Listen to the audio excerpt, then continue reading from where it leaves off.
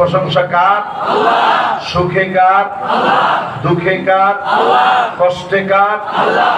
দেশ থেকে পালাবার সময় কার? এগিন করিয়ে তখন আর প্রশংসা আসে না। ইয়া নাফসি ইয়া নাফসি, আল্লাহ আপনি বাঁচান আমাদের, বিজ্ঞান মূল্যে মরো, আমি একলা বাঁচি। ঠিক কিনা বলে? তাহলে আমরা প্রশংসা করবো কার? জীবনের সর্বসময় কার? আল্লাহর প্রশংসার আওয়াজ বড় আকারে শোনানোর পর এই মাহফিল থেকে একটাবার ওয়াজিব আদায় করি, সকলে পড়ি মুহাম্মাদুর রাসূলুল্লাহ সাল্লাল্লাহু আলাইহি ওয়াসাল্লাম। মাশাআল্লাহ, খুব সুন্দর করে আপনারা বলছেন। এরপরেও যদি কেউ বাকি থাকেন পড়েন মুহাম্মাদুর রাসূলুল্লাহ সাল্লাল্লাহু আলাইহি ওয়াসাল্লাম।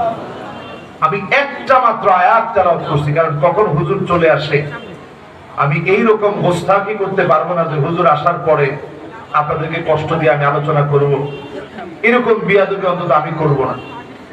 হুজুর আসার আগ পর্যন্ত আমি কথা বলবো ইনশাআল্লাহ। পরে